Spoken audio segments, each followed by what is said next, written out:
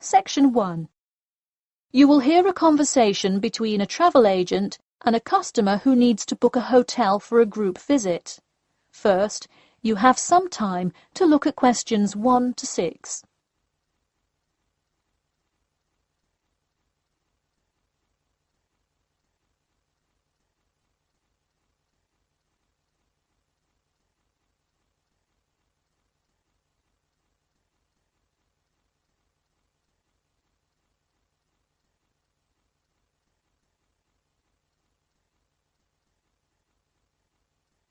You will see that there is an example which has been done for you.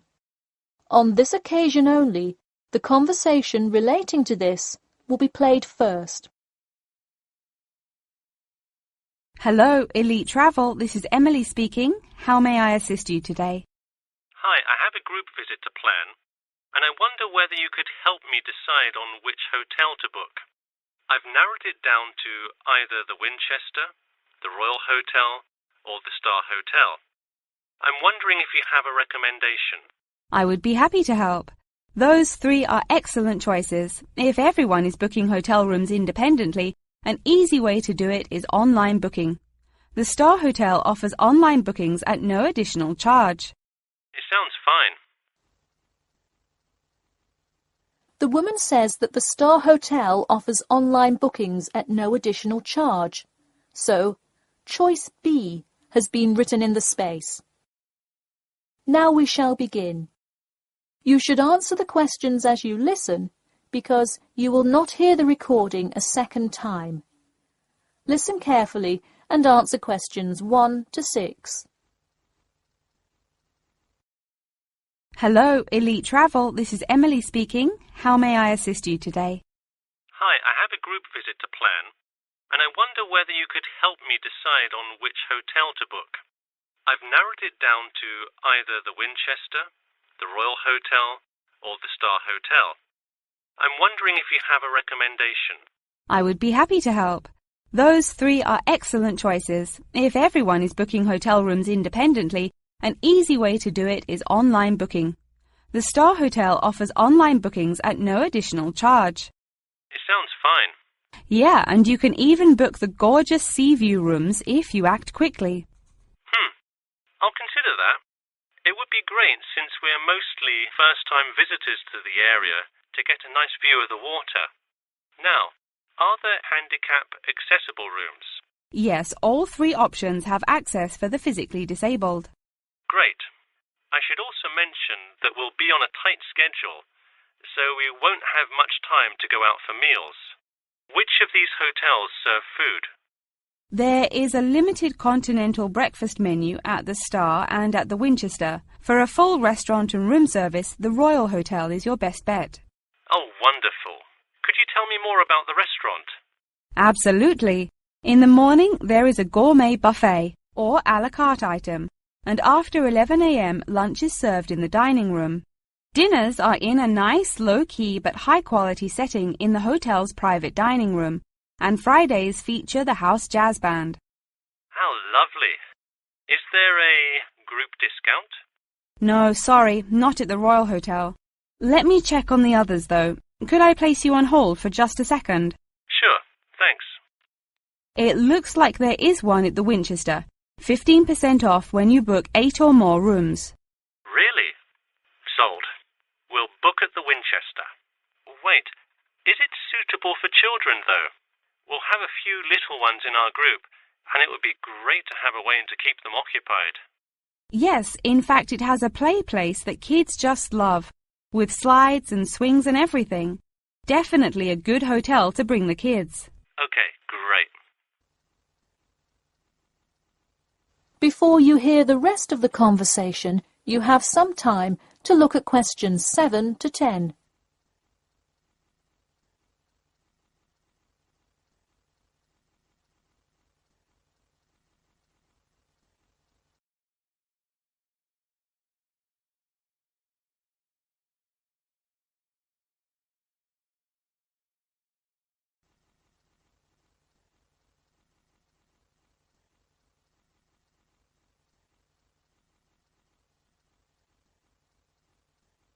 Now listen and answer questions 7 to 10.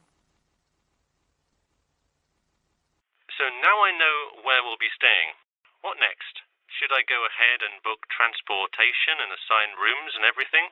Well, for now there are only a few things for you to take care of. We will hold a block of rooms for you as soon as you send a deposit. I recommend booking as soon as possible, so you probably want to send the invitations as soon as you know how many rooms to hold. Oh, right. Okay. I'll send the invitations and put down the deposit. Is there anything else I should take care of? Great. And don't worry about this now, but sometime before you arrive, do let us know if you'll be requiring our transport service to and from the airport. I'll make sure to let you know. Does that incur a service charge, or perhaps a tip, or some presents to show our gratitude for the personal car service? Oh, don't worry about it. It is a free service, so if you would like to tip, you are welcome to do so. But hotel drivers do not accept gifts. Thanks for your help. My pleasure. Enjoy your stay at the Winchester. That is the end of section 1. You now have half a minute to check your answers.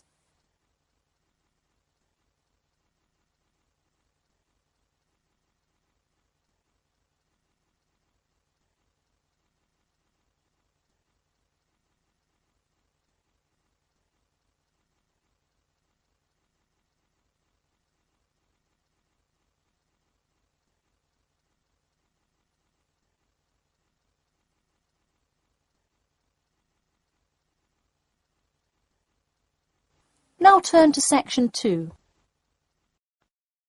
Section 2. You will hear a talk about the 11th Annual Durham County Car Exhibition. First, you have some time to look at questions 11 to 16.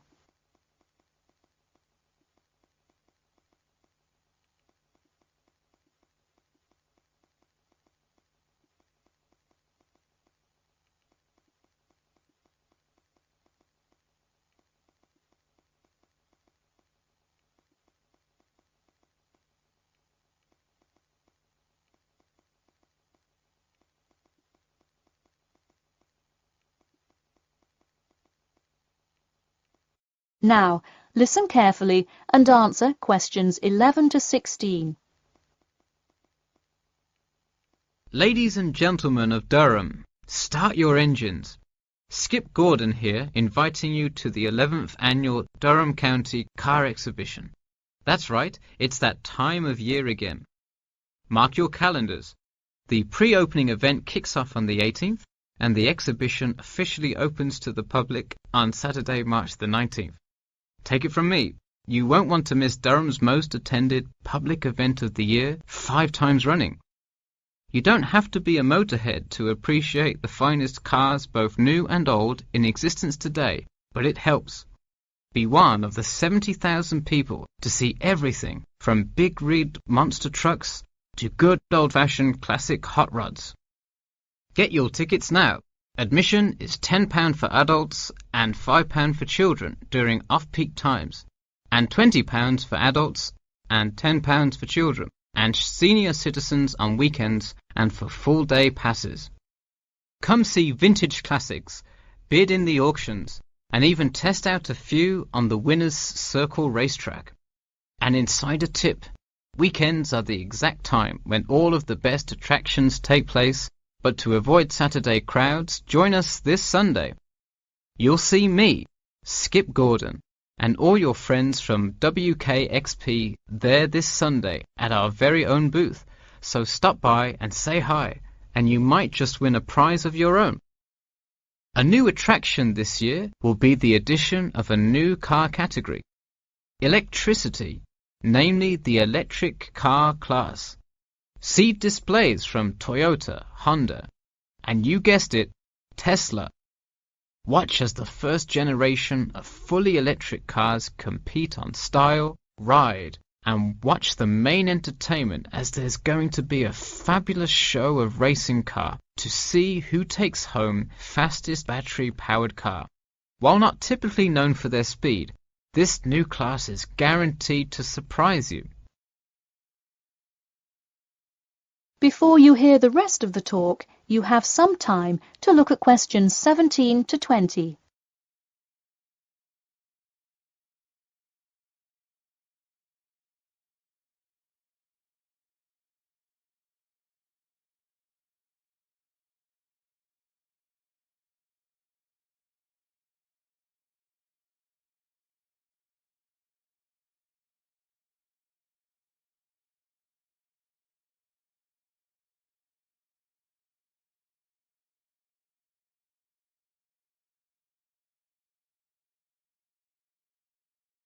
Now listen and answer questions 17 to 20. Get tickets before they sell out. Last year's tickets sold out fast, so we upped the attendance this year. That's right, more seats. But don't wait. Act now and save. That's right, if you buy your tickets before this Friday, you'll get 2 for the price of 1. That's right, 2 for the price of 1.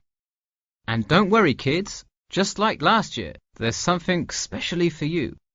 Wreak havoc on the road with the Kids Crazy Cars ride, and then race around the Tiny Tykes track in your favourite child-sized race car. Meanwhile, Mom and Dad can take a spin in a ride a bit more than their size. We're rolling out a massive dirt track so you can get behind the wheel and test drive something a little more adventurous. Put the pedal to the metal in a 4x4 SUV as you go over bumps and navigate through twists and turns. You'll want to buckle up. You heard it here. Act now to get in on the fun at the Durham County Car Show before it's too late. Come for prizes, good prices, and good old-fashioned family fun. We had a lucky draw for a new car last year, but this year our main event is the Monster Truck Rally, where one lucky fan will win a chance to experience the thrill from behind the wheel, well, next to the wheel, as they ride with legendary driver Smash Tate. Feel the speed firsthand and talk to a living legend in a true, once-in-a-lifetime opportunity. For tickets, go online to www.durhamcountycars.com or call 1-888-CAR-SHOW now. We'll see you there, and always remember to buckle up. That is the end of section 2. You now have half a minute to check your answers.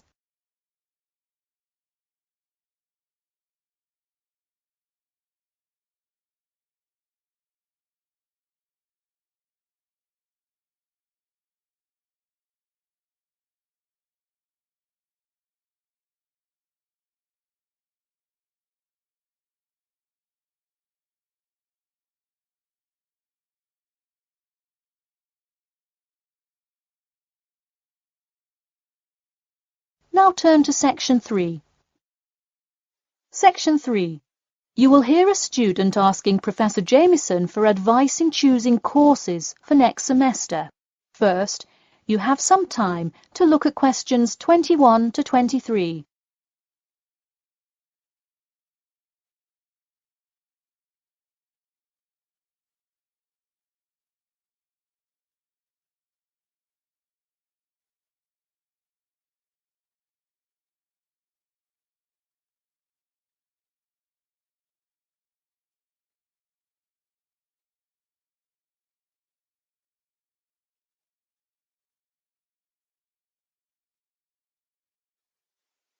Now, listen carefully and answer questions 21 to 23. Hi, Professor Jameson. I was hoping we could talk this week about choosing courses for next semester. That sounds great. Any idea yet what you'd like to take? Well, I was hoping you could kind of tell me. There are so many to choose from. I don't even know where to start. Sure. Well, first things first. Do you know what you will major in? It's important to take courses that are relevant to your career path. Well, I think I want to major in biology. I want to go to medical school, so it seems like it would make sense. I agree. If you like biology, it's definitely a good idea to focus on that, since so many of the requirements overlap. Okay, so I should take a few biology classes then? Yes, let's start there. You should pick 1 or 2 biology classes. Not just any biology classes, though. If possible, read online or talk to senior fellows and find out about the structure of the courses. You don't want to end up signing up for 2 classes that require labs in the same semester. You'll spend so much time in the biology department that you won't see the light of day. All right, good idea. I heard labs can be as long as 4 hours. That's true. And another thing, make sure the topic is either relevant to your major or something you're interested in learning about. It sounds obvious, but do not just take a class because you heard it was easy or because it does not require attendance. Of course not, though it would be really nice to have at least one class that's a little bit less rigorous than the ones I'm taking this semester. I barely sleep as it is with all this studying. That may have more to do with your study habits, though I don't disagree that your schedule is really difficult this semester. Before you hear the rest of the talk, you have some time to look at questions 24 to 30.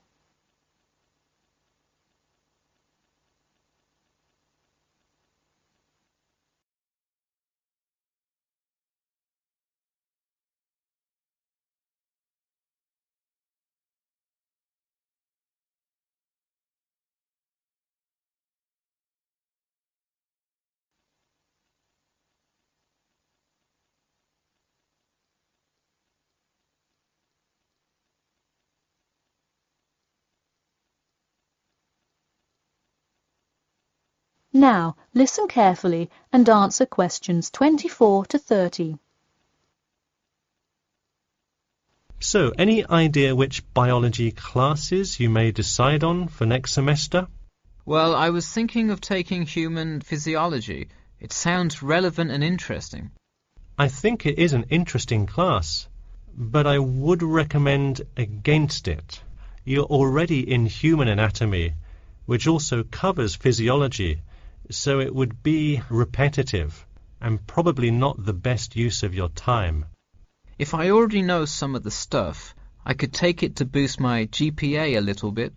You could maybe do that, except the professor that teaches it is famous for giving out the fewest A's of any professor. Oh, well, never mind. Now, changing subjects. Have you decided yet on your research topic? Well, I actually decided. I don't want to do a research paper. I'm going to do a dissertation instead.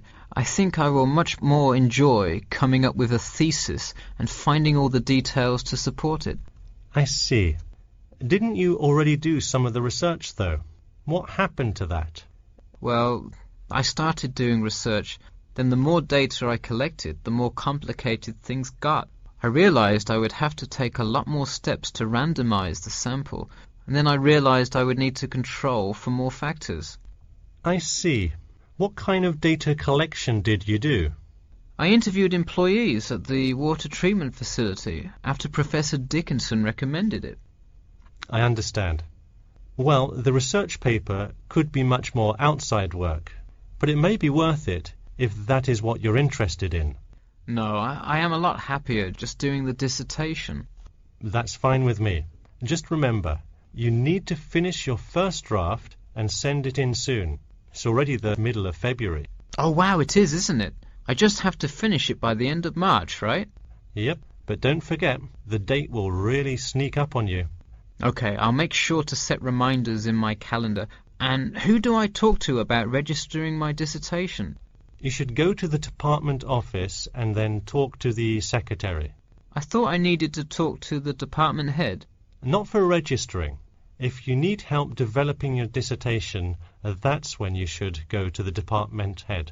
I see. And who would I see about getting access to the database of past research on my topic? That you can find in the computer lab, specifically in the office. You'll have to ask a lab technician to give you access. Okay. Well, I'll go ahead and get started on that then. Thanks. That is the end of section 3. You now have half a minute to check your answers.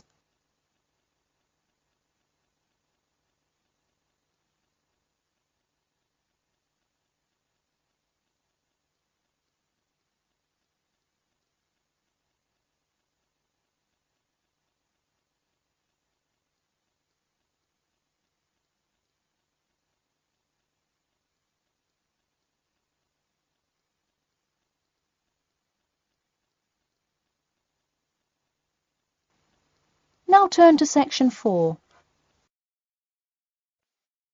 Section 4. You will hear part of a lecture about the role of sleep in humans and animals. First, you have some time to look at questions 31 to 40.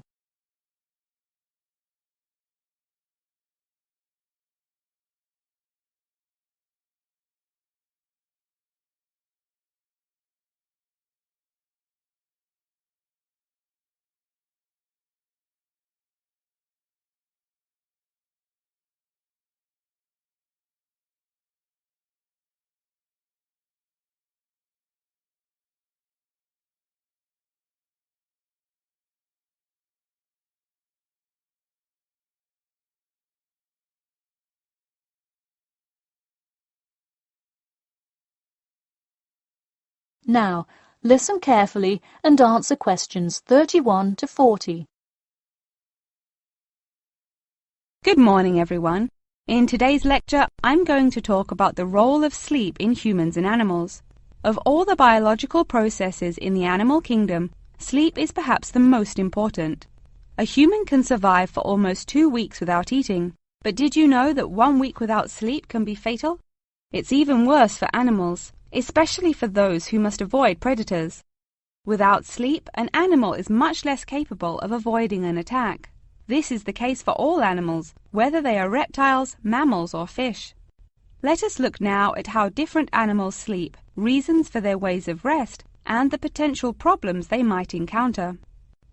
In marine life, sleep must be balanced with breathing. For example, the dolphin must float to the surface as it sleeps in order to breathe. Like other large sea mammals, they keep one eye open and one half of the brain awake at all times to maintain some amount of consciousness required to breathe and to watch out for possible threats. They sleep with only one brain hemisphere in slow wave sleep. Birds also have unusual sleeping patterns, mostly due to being constantly on edge in the presence of numerous predators. They usually sleep quite lightly. For example, Swainson's thrush, also called olive-backed thrush, is a medium-sized thrush that takes hundreds of naps during the day, each of which lasts just a few seconds. While migrating, migratory birds tend to function well on micronaps. Horses, on the other hand, do most of their sleeping standing up. Scientists think that horses developed their habit of sleeping upright as a defense mechanism, a way of protecting themselves against predators, and a standing position keeps a horse in a constant state of readiness to race away if danger should approach. Also, horses do occasionally take short naps lying down. Horses are heavy animals with big muscles, but their bones are surprisingly delicate, so lying in one position for a long time could well injure a horse. Just like humans, animals can also have sleeping problems. Dr. John Hendricks and Adrian Morrison from the School of Veterinary Medicine, University of Pennsylvania in Philadelphia, determined that certain diseases were primarily associated with the sleep states in animals. In their research, they emphasized that because so much in this area still remains unclear, animal models were very important for studies of sleep disorders. The physiology of sleep in animals is similar to that of humans.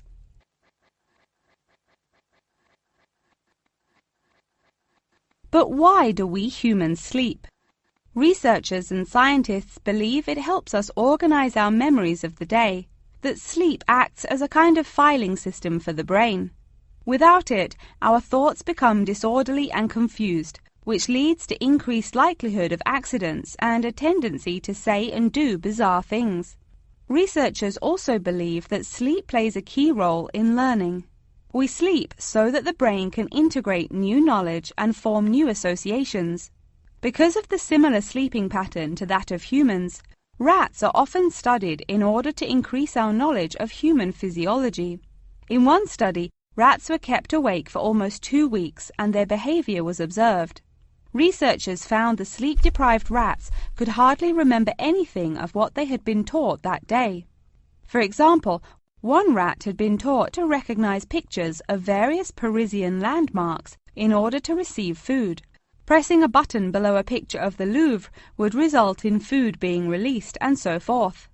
However, When deprived of sleep, they would press buttons seemingly at random. In addition to rats, the fruit fly, a small insect that feeds and breeds on spoiled fruit, also has been used as a model organism, and thousands of scientists around the world work on it. But why was the fruit fly chosen to be studied? It was for practical reasons. The most important one is that the relationship between fly and human genes is so close that the sequences of newly discovered human genes, including genes that show a susceptibility, can often be matched against their fly counterparts. This provides an indication of the function of the human gene and could help in the development of effective drugs to help people with sleeping disorders. Therefore, many scientists today choose to study the genetic structure of the fruit fly, which could make a particularly important contribution to the understanding of developmental processes in humans. In conclusion, sleep is a necessary part of life, not just for humans, but for the entire animal kingdom. Now, I'd be happy to answer any questions you may have. That is the end of section 4. You now have half a minute to check your answers.